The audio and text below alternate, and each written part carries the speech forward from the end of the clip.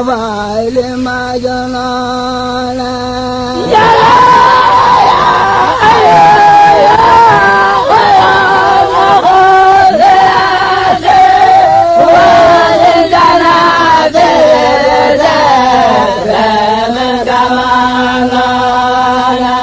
وجاد وجيلا بثغر ساخ الدم لمن أتانا بما فرود وما صنعنا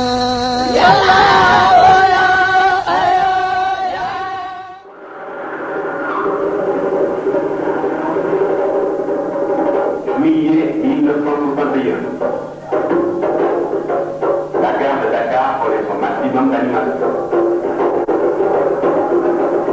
C'est le grand départ pour le pèlerinage annuel au Magal de Touba.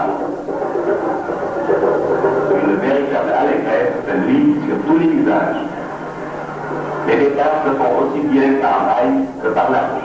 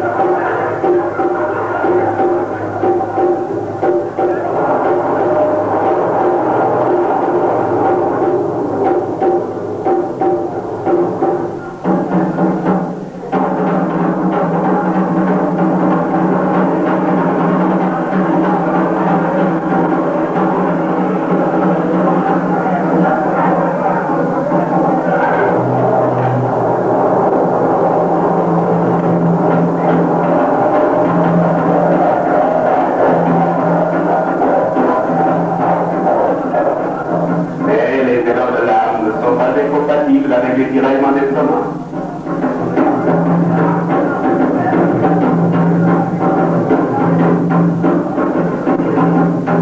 Le corps est également de la tête, car après tout, c'est aussi les vacances avant le recueillement de grand jour. Et toute cette joie est rythmée par la terreur du tam-tam.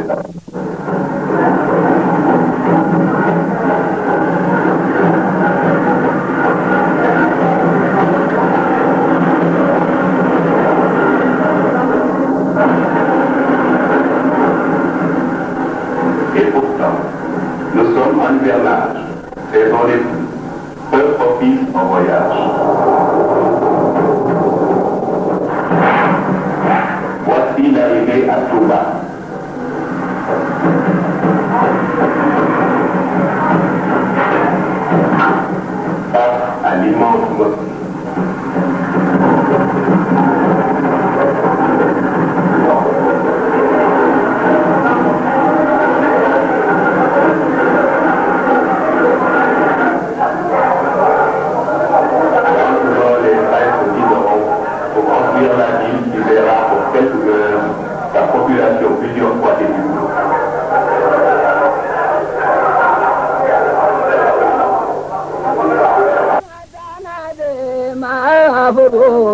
وما صنعنا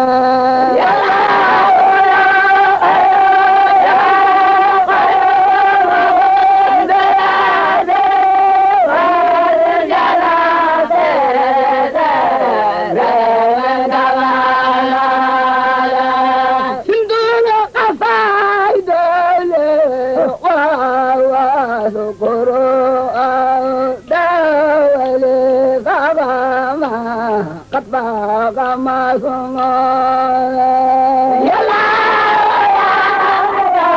يا خير مفاز يا والجنة بذل من كمال أنا في قادر برد رديتنا وجادني بهذه من مال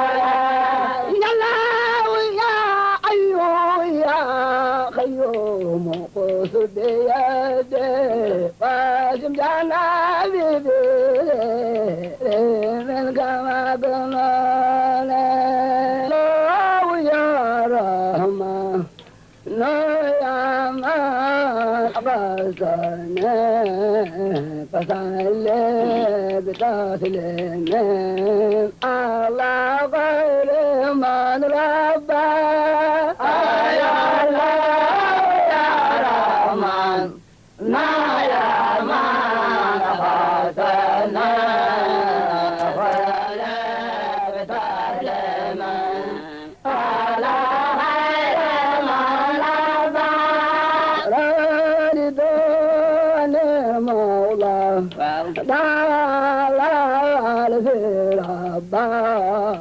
فؤادي وأقنعني وأكرم بربا يا الله يا رحمن يا من خلقنا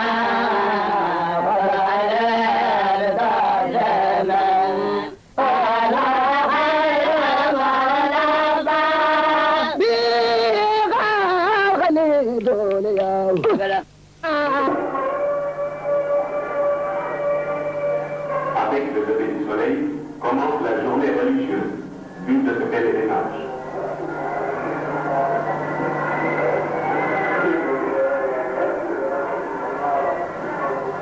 Se laisser à l'attitude digne et sereine, penché sur un livre de prière, que le calife, vénéré à l'égard d'un Dieu, et dont les rares sorties suscitent des enthousiasmes qui viennent du prodige.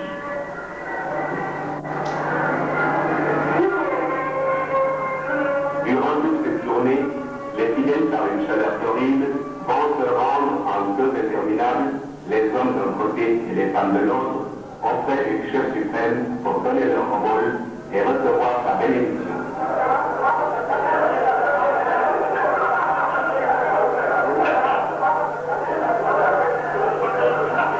L'attente est longue. avait prévu permettent de prendre patience.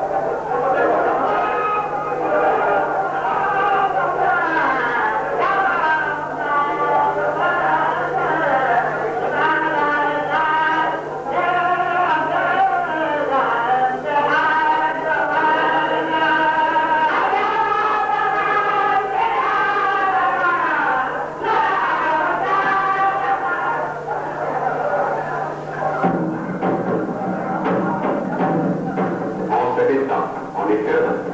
On se balance avec le temps.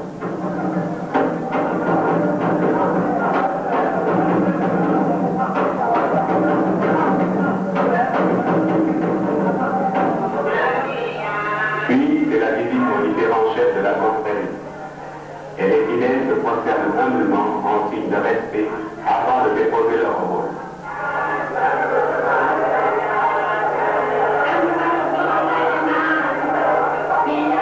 Celles-ci servent depuis un temps lointain à l'édification de la mosquée, l'une des plus grandes d'Afrique noire.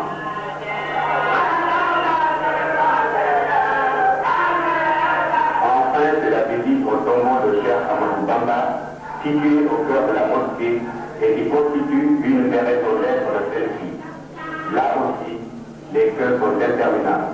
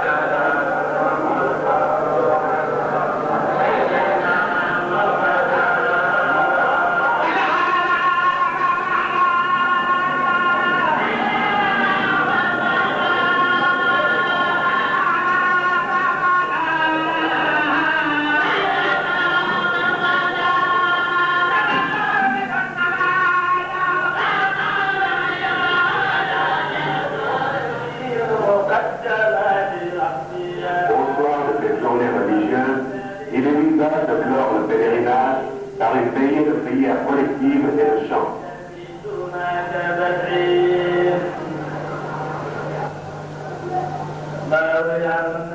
Aussi, se pressant à l'intérieur de la mosquée.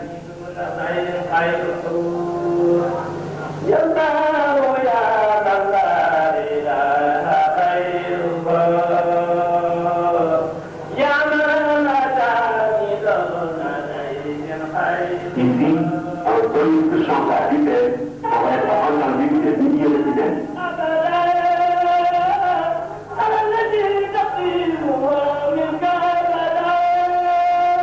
Alors, ce sera les premiers départs et le pèlerinage proprement dit sera terminé.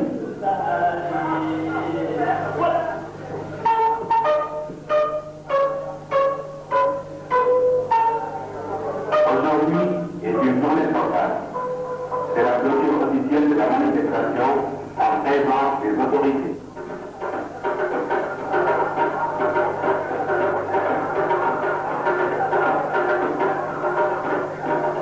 Nombreux sont les curieux. Cette longue théorie d'hommes et de femmes les Baïfal, se dirigent vers Touba afin de porter un hommage au calife en témoignage de leur ferveur. Du bois destiné à la préparation du banquet de clôture du pèlerinage.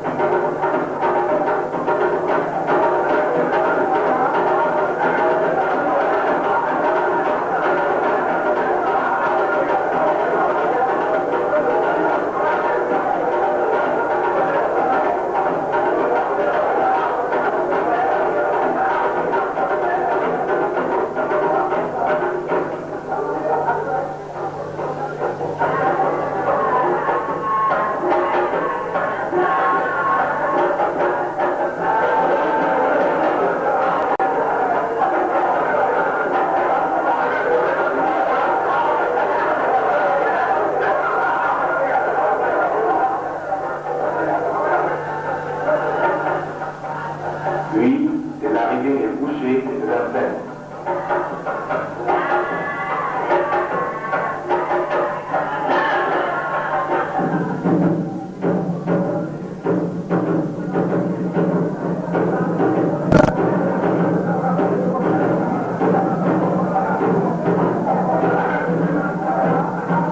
Et toujours et partout, la joie.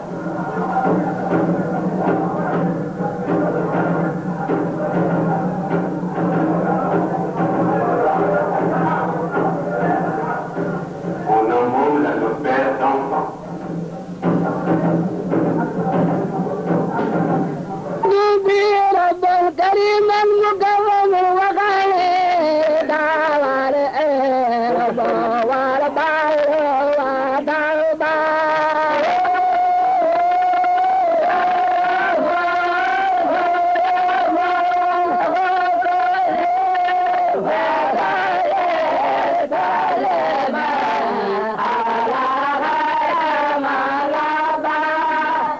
Prendront la parole pour remercier la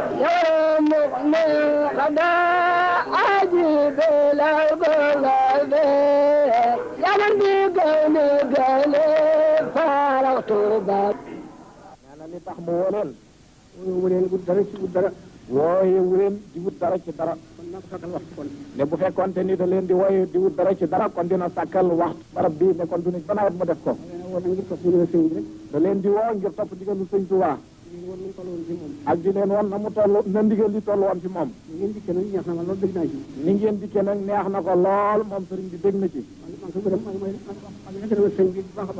mi ngi leen di gërëmal sëñ bi bu baax a baax ndax la ko sëñ Tuubaa santoon mooy li ngeen def da ko santaane woon nag booba mi ngi fi di ko doxal doxal na ko diir bu gàtt doxal na ko diir bu gàtt yàlla te mu dikk ci barab bu tedd bi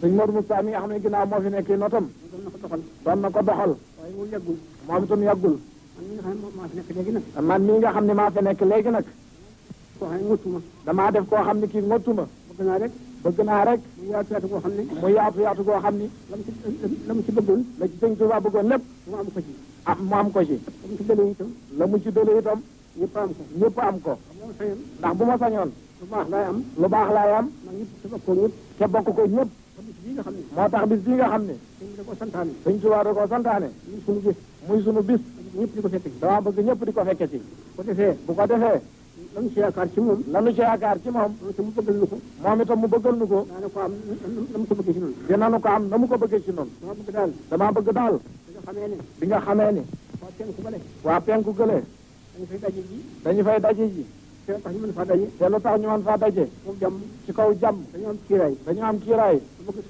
ma bëgg sow bi itam mel ni penku boobale ci kaw kiiraay li ñu am da leen di woo ngir topp ndigalu sëñ Tuubaa ak di leen woon na mu toll na ndigal li toll woon ci moom ni ngeen dikkee nag neex na ko lool moom sëriñ bi dégg na ci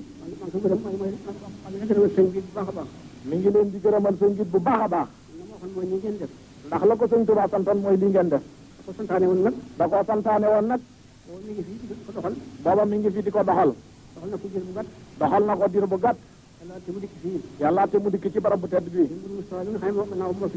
sëñ Modou Moustapha mi nga xam ne ginnaaw moo fi nekk notam doon na ko doxal moom itam yàggul man mii nga xam ne maa fi nekk léegi nag.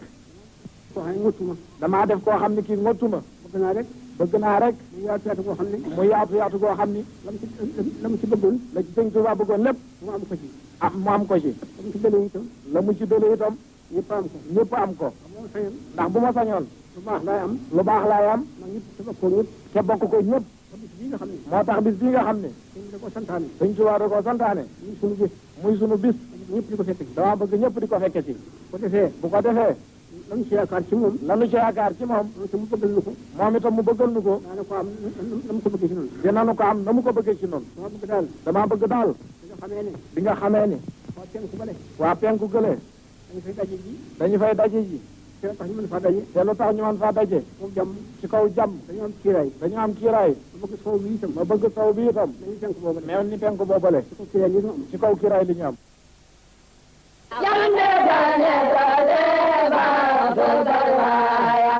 أنت الإله الذي دوني وترفع ما خلصت وبلد بك ما يا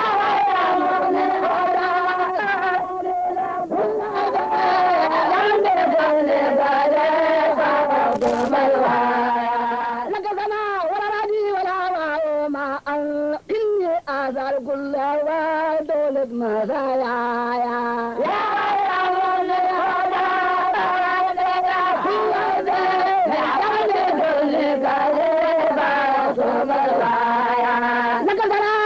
القرآن والملوك كذاب لهم ليردهم خلوا الهيايا loolu nag moo doonoon màggalu Touba 1961 muy image yu doy kéemaan yu am solo ñu fàttaliku bu baax jëmu ju tedd ji di Cheikh Mohamed Fadal Mbacké moom Cheikhul Khadim ñaan sunu borom doolu yokk leeram taas ñu ci barkeem bu baax a baax di ko ñaanal njabootu Cheikhul Khadim yam fa fekk ak ñak fa fekk ñëpp ba tey nag kon ngir fàttaliku Cheikh Mohamed Fadal ci weer wu tedd wi nga xam ni moom la ñu nekk muy weeram di weeru jullit yëpp di rajab ñu indil leen nag waxtaan woo xam ni defoon nag ci li sababoon sëriñ bi seq ak tubaab bi buñ ci jógee itam daan leen indil beneen jataay boo xam ne da ko seqoon ak ay journaliste français buñ ca jógee indil leen itam ay waxtaan yoo xam ne defoon nag ci jumaa Touba kon ñu déglu sëñ Fallou.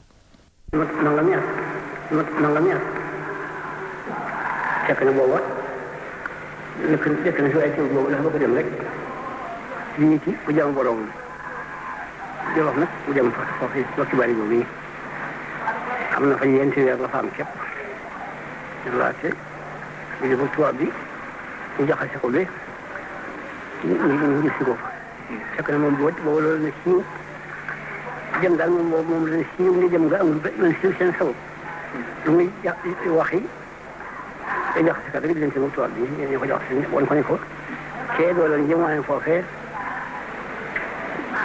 ci kaw jëm si dafa bëgg a xeex yow rek moo tax ñi ko jëkkoon defal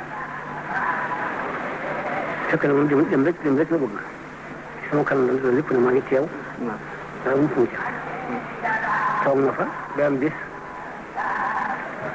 ku ñuy wax maab bi ñëw fa fekk dig boobu yi moo tax mu dikk fekk déggu doole ji yóbbu foofee ak wala mu ko yóbbu maanaam li nga xam ne moom la Serigne Moussa Ka way ci Jasaw Sakko ak ñu ne dañu fay denc bal ak i fital. waaw loolu foofu la rek. waaw waaye nag maab bi nag fekk boobu mu ñëw benn si booba ci ñu tàmbali ko ci moom.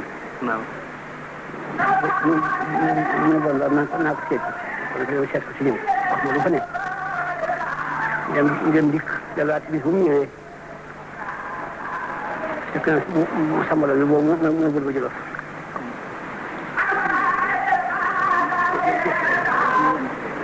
ñu financé ma bu financé waaw ci suba waaw sambala bi bay ko ca jëlof ànd ak jëlof bi ak xale lañu waaw xam nga buur bu ñëwee waaw ñu la leen bari bari ànd ak gàngooram waaw ak ci fas ñaari góor ak bu ne waaw lépp naa jàpp mën ma ne ko daal boobu moo xam ne mooy suñu bëggam ñu jaar waaw su dikkee sëñ bi waaye sama la moo fi ñëw ñu ko na tekki te ñëw nu waxtaan laaj ko nag boo xam ne lu yoonam ñu ko dara dafa dikk rek fekk ma fi man fii ko ñu si rek fii ko sargal maa ngi sama gannaaw ñu ko yenn fa ñu benn ko lan goo xam ne kenn su ko gis ci ngoon ci takk saa yi ko mu gont di dem waaw fekk man mii am na man bi ñuy wax maam sëñ Maam Fall Ñang mañ man nag na ko jëloon yëpp xam nga ñu dem àndal daanaka moo tëddee waaye am àndal sax ci bari waaw ci takk saa yi su la ñëw moom it fanaan sëñ bi ñëw moom daal ko dal bu mel ni bu ndarawoon kale waaw moom bi ñu gont moom boobu la mu si ko démagul waaw ci suba sëñ bi ñëw ñi maam jooju mu dem waaye ñu daal fii xëy nañ di jàll tàggu sëñ bi maa ngi dellu nag nekk fekk na booba yi mu gis fii moom la xalaat moom lay wax yi bu demee bu mu demee nag fekk na sama bi amoon na ab tampon bu nga def ci leetaram mu yàq woon ñu yóbbu ko daal di ko defal rek waaw maa bu wax na bu dikk foofee ñu ko defaree seen tampon yu bëri ne fa waaw bii ana ko moom bii waaye ana ko moom bii waa ngi ci bopp sama bi bi sama la ko yo na ko defal rek ko ma gis waaye ndax pare na mu ne ko pare na da koy kéeti yu bëri fab ko def ko nii teg ko ci kayit waaw sànni si kayit rek nga ñëw ci soxla ñu dem la ci sax ba yóbbuwaale dañ ko yóbbuwaale ba gis ko suba sax dal bind benn leetar daal di wax ni man Samba Laobé ci kayit wala ko bind man Samba Laobé maag sëñ Bamba yow borom Ndar defaroon ñu ñëw ci yow sama mag waxoon na loolu ne nii daa fekk ne moom boobu dafa ko daw mu daa woo la dikkal ba nga ko waxee ne ko di sangam daa ñëw def nangam ci jàkka yi yam ja fekk na mat na ab biir bu sori daal defaru daal di rëy nagam daal koy seet ay seet di warulu ay bagaay yu jeexal ne ak sanqal sakk yenn seet yi daal di xëy dem rek bis bu nga xam ne moo wax ngoon la nekk bu ñu ko boo dikkee naa la nangam wax ji ñang bis boobu ne fekk na def na ba jekk kon la dem xëy rek ndab di dikk ñu xamaa ci fekk mu ngi yaan ci guddi ga dem fekk ko fa Samba Laobé ki ne ko ak bu néew bu ni dañu dem ñu am jëf yëpp daw ñu ko man Samba Laobé man du ma ko wax man li ñu la wax moom man mooy dikk mag sëñ ba ma ñëw ci yow kéem nga woon nu ñëw waaw du bind lii ay signé def ko ci am rong xam nga tampon baa ngi ci Samba Laobé waaw su bu ñu andee bu ñu andee courrier ba jokk ci lettre boobu rek loolu nga gis ko xam ko daal léegi ñu woo wala ñu ne woo ma Abdou ñu ko yi sa waa yaa ko war a jàng ko parce que moo ko bindul su jaar fu mu jaaroon rek ne ko yow borom Ndar man Samba Laobé ñu ak sëñ Bamba ak njëriñ yëpp defaral di ko ci kaw li loo ci xam na waaw dañuy rek leen dinaa ci xam jàpp ko rek ñu gis ko ñu ànd ak ñoom ba jeewal mu bàyyi ko ñu yëpp ànd ak benn sàndal na sol ñu ñëw la am nag moom sama kanam fanaan li suñ baax fana sa fanaan si guddi ji la Cerno la sëñ bi waa ji moo ñëw ci moo def si na ñu ko waxul dikk ñu ne ko dañu waaj dañu wooloo de ku mu dugg ko ñu ko ayca daal di defar ci bëccëg boobee ci bu bàjj moom dafa ne dañuy wax lépp yëpp maa ngi taxaw nag ko def jant ba soo ci àjjuma ji ci suba sax ñu daal di wax fi sew sew ñu wax sax la leen teel suñ bi génn ci jàkka ja taxal nañ ko fa suñu war ba noppi ñu woo ma mag sëñ Moustapha ñu ñaar boo noo fa nekk di gone te ko ci tënk ma am na ko sa garab boo xam ne sax garab la gudd dañ ko gar léegi. waaw wan nañu ko. foofu ngeen taxawal boobu. waaw fa taxaw fa foofu. waaw ci la ñu wax dañu war a ñëw jotam. waaw. ñaan ci ñaari bët. waaw. ñu dénk leen yàlla maa ngi dem.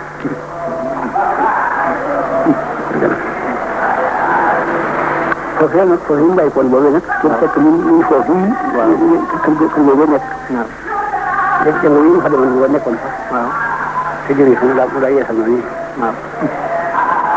bu gën a xam ne dafa nekk kon dana ko fa def. waaw. ci dugal ko. waaw ak yaatal ko ak yéen ko. waaw ma defal ko ko. واتبع ما يوحي إليك واصبر حتى يحكم الله وهو خير الحاكمين.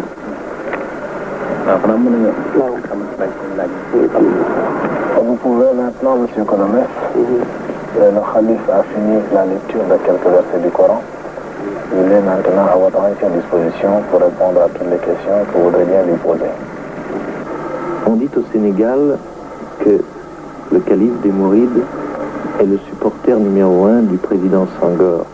Or, c'est étrange, un calife musulman, supporter d'un président catholique.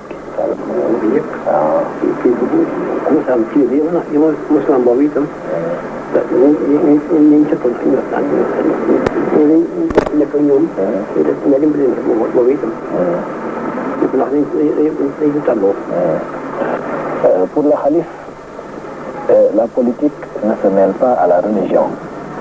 Il est musulman, il est le chef de la plus grande confrérie religieuse en Afrique noire, musulmane comme vous dites, et le président Senghor, évidemment, est catholique. Mais le calife ne s'intéresse pas au président Senghor parce qu'il est catholique, il s'intéresse à lui surtout parce qu'il pense que dans le domaine de la conduite des affaires du pays, le président Senghor est le plus apte, le plus capable. Et pour le calife, les intérêts supérieurs du Sénégal sont au-dessus de toute considération. Évidemment, nous n'allons pas demander au président Senghor de diriger les affaires spirituelles des musulmans. Ce qu'on demande au président Senghor, ce n'est pas sa religion, c'est de conduire le Sénégal sur la voie du progrès, de la paix et de la liberté. Et surtout, tout cela dans le respect des valeurs traditionnelles et spirituelles. Les allocutions devaient être prononcées par le chef de l'État, le secrétaire du calife et par le premier ministre de la Nigeria, avant que celui-ci ne se rende à la mosquée de Touba pour prendre part à la prière.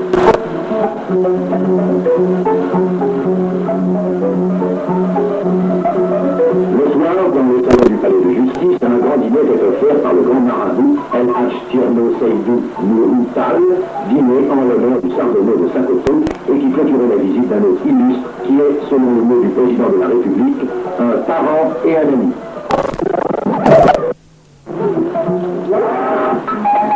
En procédant à la décoration des deux grands marabouts, Modou Ababala Maté et Cheikh Ababala Maté, le président Léopold Sédar Senghor a tenu à cette occasion à assurer les représentants du culte du soutien de l'État. Il les a encouragés à poursuivre leurs efforts en vue de l'élévation du niveau de conscience des populations et à continuer leurs tâches afin de renforcer les liens de solidarité nationale. Après avoir été félicité par les nombreuses personnalités présentes, où l'on reconnaissait le président du Conseil économique et social, les dignitaires ont reçu les parchemins qui témoignent de leur nouvelle promotion. La cérémonie officielle Magal de Touba, où les plus hautes personnalités du Sénégal viennent se joindre au milieu fidèle autour du calife El Hadj Famine Baké, s'est déroulée en présence du président Senghor.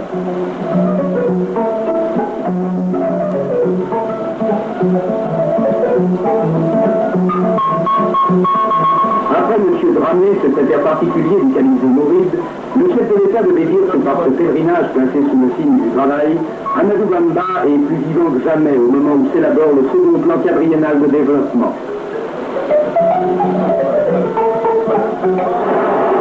On a assisté aux cérémonies marquant la fin du Magal de Touba. Le chef de l'État s'était fait représenter par le ministre de l'Intérieur, M. Amadou Sissédia. Au cours de son sermon, le calife général des Mourides, après avoir rappelé l'origine de Touba, avait rendu hommage à la sollicitude particulière du président Senghor à l'égard de l'islam. Chaque année s'est déroulé le grand magal de Touba pour rendre hommage à la mémoire de Cheikh Amadou Bamba, père spirituel des Mourides et grande figure du Sénégal. Malgré la chaleur et la sécheresse de cette région du Baol oriental, des milliers de talibés mourides ont effectué le pèlerinage de la ville sainte pour se recueillir devant le tombeau du fondateur de la confrérie, dont la parole, elle, reste bien vivante. Le Sénégal est en deuil. Et Hadj Falilou Mbacké, calife général des Mourides, nous a quittés après une courte maladie, plongeant dans la consternation la communauté mouride, dont des milliers de représentants sont venus immédiatement se recueillir et prier au chevet de leur chef vénéré.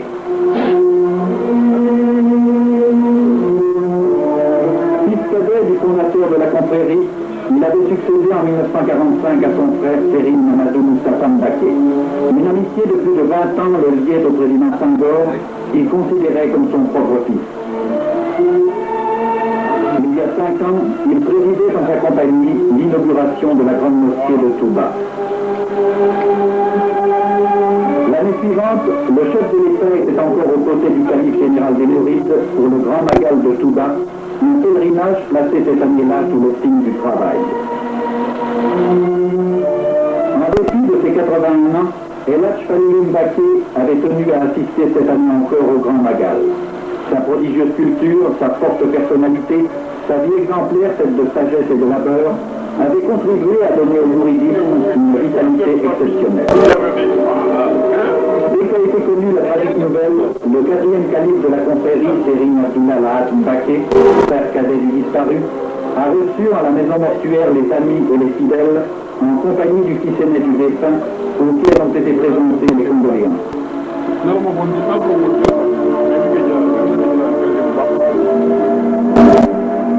Monseigneur Thiandoum, archevêque de Dakar, qu'accompagnait Monseigneur Dione, a exprimé à la famille du regretté calife les sentiments de profonde affliction des catholiques sénégalais. Le gouverneur du Sénégal oriental et de très nombreuses personnalités devaient se succéder sans interruption au domicile du défunt, tandis que depuis la France, le président Senghor adressait à la famille et aux disciples du disparu un télégramme exprimant son infinie tristesse et sa douloureuse sympathie. De leur côté, les membres du gouvernement sont également venus apporter l'hommage officiel de la nation. El Hadj Falilou Mbacké n'est plus, mais son souvenir demeure. Son œuvre aussi, dont le président Senghor avait dit, la religion bien comprise, intégrée dans la culture nationale, est un des plus grands facteurs de développement.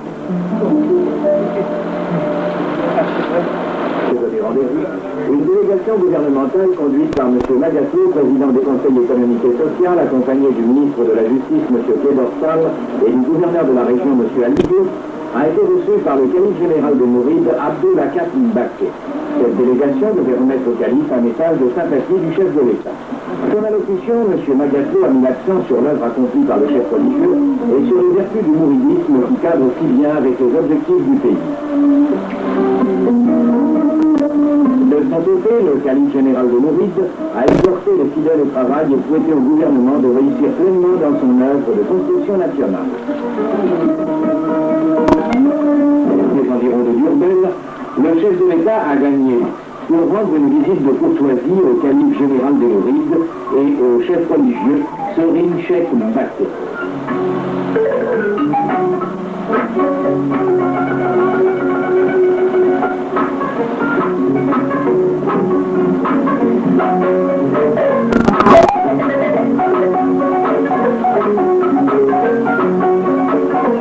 Du gouverneur de la région de Diourbel, M. Alidou, M. Abdourahmane Dia, secrétaire d'État auprès du Premier ministre chargé de la protection de la nature, a visité à Touba-Belém les 600 hectares de la grande exploitation du calife général des Mourides, Serigne Abdoul Ahad Mbacké.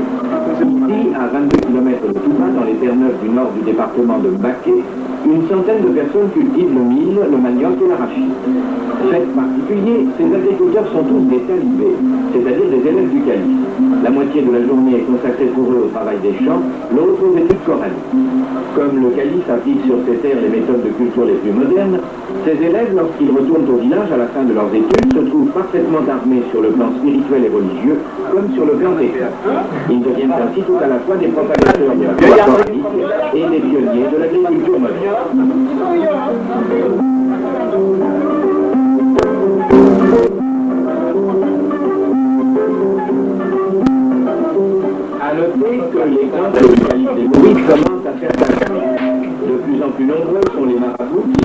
eux aussi, dans la modernisation de leurs exploitations.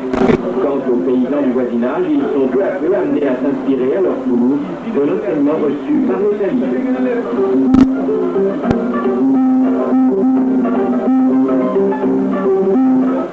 En là-bas, on célébrait ensemble dans la ferveur et l'exaltation la fête du Grand Magal. Chaque année, ce vaste rassemblement religieux commémore l'un des événements les plus célèbres de la vie de Cheikh Ahmadou Bamba, fondateur du mouridisme, son retour d'exil.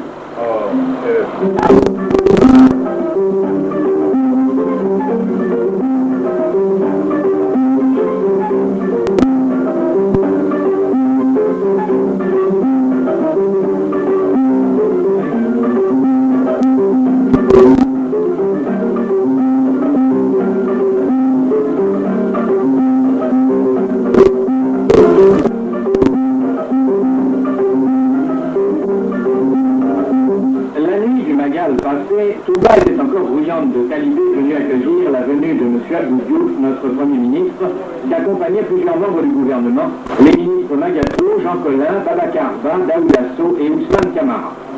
Salué à la porte de la concession du calife par Serigne Moustapha Bassirou Mbacké, le Premier ministre et sa suite sont allés rejoindre le calife général des Mourides, Serigne Abdou Lahad Mbacké. M. Abdou Diouf a demandé aussi à Serigne Abdou Lahad Mbacké de prier pour la paix et la prospérité du Sénégal. Le calife a remercié le gouvernement et le chef de l'État pour l'assistance qu'ils apportent aux Mourides. Il a déclaré que les Sénégalais devaient travailler dans l'union et la fraternité selon les principes de l'islam. Après le déjeuner, le Premier ministre s'est rendu chez Serigne Cheikh Mbacké, auquel il a transmis les saluts du président Senghor et du gouvernement. Des milliers de personnes ont afflué à Touba pour y célébrer dans un profond recueillement la fête du Grand Magal.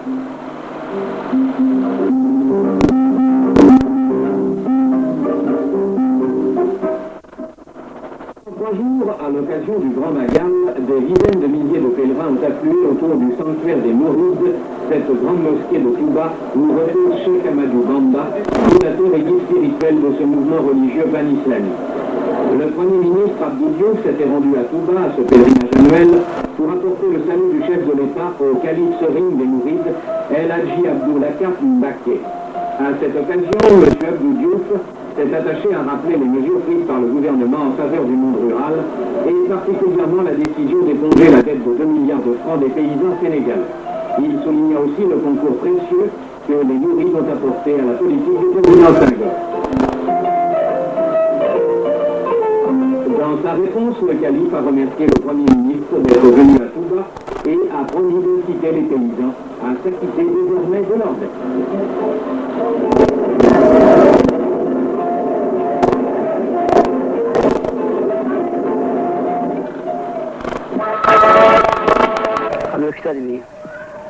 bu di la tabax liggéey boobu yi wax na leen ci nag ay deret yu baax a baax ab yoon bi incha allah fa yool ak yu baax a baax daal ba gën sax ci nekk ku ci farlu say mbir doy feeñ xaw ku ci gën a yëf yaay gën a jëm kanam yaay dara ja ku ci des gannaaw koy des rek. وتقنا شر النصارى واليهود وشر ابليس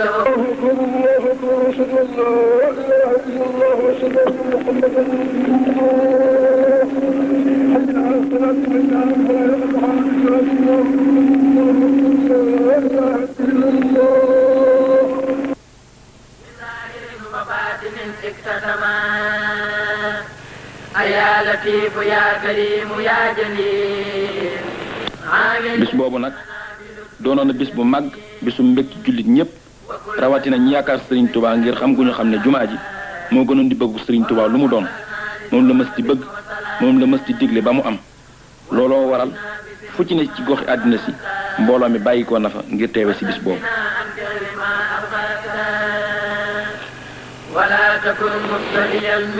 am na nag kàddu yu Serigne Fallou waxoon jëme ko ci jumaa ji muy kàddu yoo xam ne yu mat a fàttaliku la.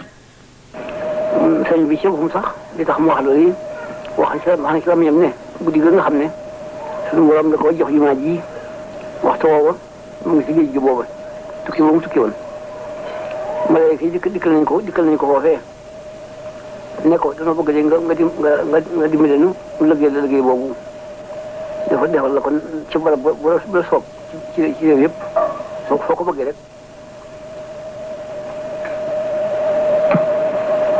boo bëggee sax defal la fa tawa koo xam ne dañ koy wulu suma def ko xaalis lépp yi jini yëg malaayika yi ñoo ko wax mu leen daal def ñu doyen sëkk rek ndax dama am njaboot ak waa kër ak taalibe yoo xam ne maa bëgg ñëpp yëriñu ci te waxtu woowu itam jinne yi dikk na ñëw sakku loolu yi malaaka doon sakku mu wax leen li ñu la waxoon rek ne daal maa bëgg ñëpp yëriñu ci. Serigne Fallou dafa wax ne Serigne Touba ci boppam moo ne guddi gi nga xam ne sunu borom daf koo jox jumaa ji waxtu woowu mi ngi ci géej gi malayka yi dikkal nañu ko foofee ne ko dañoo bëgg léegi nga dimbali nu liggéeyal la liggéey boobu defal la ko ci barab bu la sot ci réew yépp foo ko bëggee rek boo bëggee sax nu defal la ko tabax boo xam ne dana koy def wurus mbaa nu def ko xaalis lépp malayka yi ñoo ko wax mu ne leen daal doy na sëkk rek